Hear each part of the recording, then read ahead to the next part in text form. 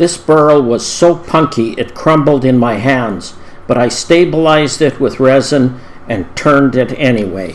I've got it in the vacuum chamber. Well, here's the result. Hello, I'm Dennis Pervinsky, and welcome to Grandpa Dennis's Woodturning Studio. This burl is a birch burl, August 2003.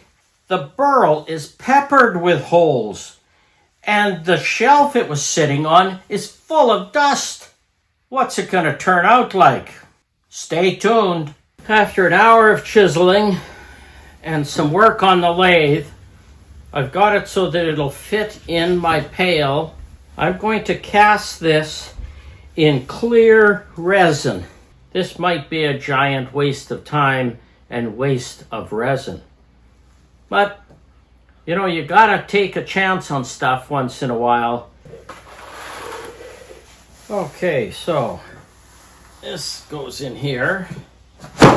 If you're interested in purchasing this stuff from designerepoxy.ca, put in Grandpa Dennis for the discount code and you'll get 10% off. And the bubbles are, as I suspected, plentiful. Casting stayed in the vacuum chamber for an hour. First of all, I put my scientific tool to use, courtesy of a local pizza store. Then I put the rock on top of that. That clear resin really worked. This is the part that was exposed when the resin dropped off. But in here, that's about a ½ inch deep, and all those little holes continue to be there and show up because the resin is quite clear. I've got my waste block glued onto the bottom of the piece, and I'm turning a tenon now to fit into the jaws of my one-way stronghold chuck.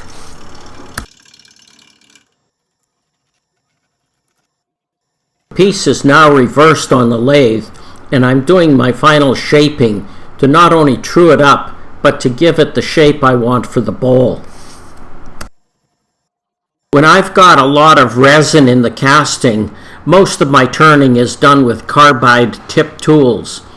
HunterToolsystems.com is where I get most of my carbide tipped chisels.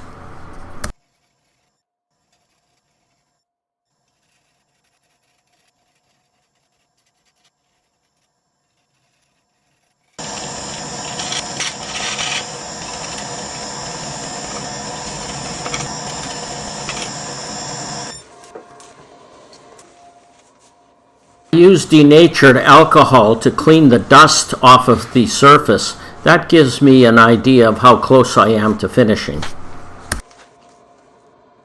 I've got the one-way coring system set up here.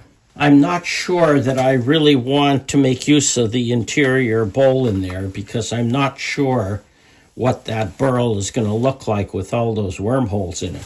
But it is a simpler way to drill out the inside of the large bowl. We'll see how it's going. I've got a carbide tipped cutter from One Way on there as well.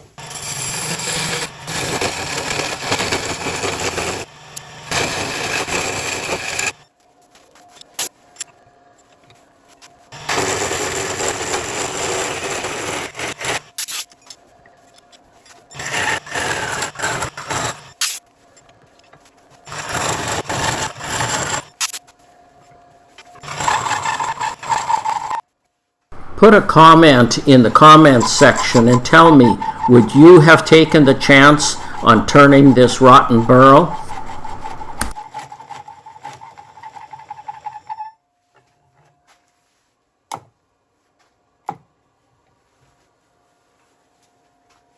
As you can see, there is some resin in there, but this part is all punky, very soft, so I'm not sure. I might be able to do something with this, but I'd have to put on more epoxy in there to stiffen it up.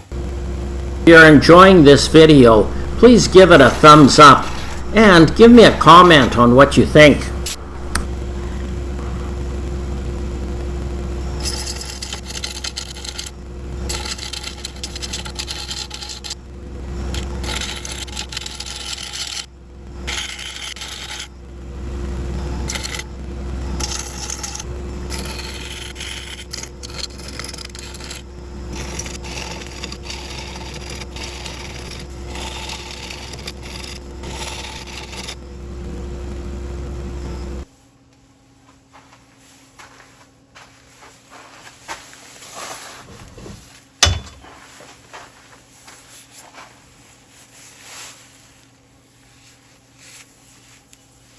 These are my curved tool rests from onewaymanufacturing.ca.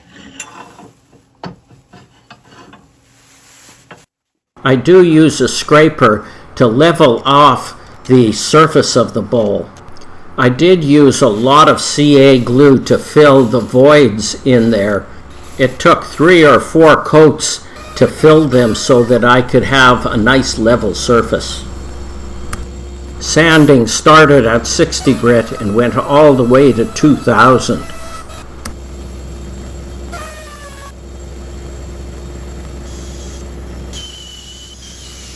My finish is a homemade concoction of boiled linseed oil, pure tung oil, and varathane.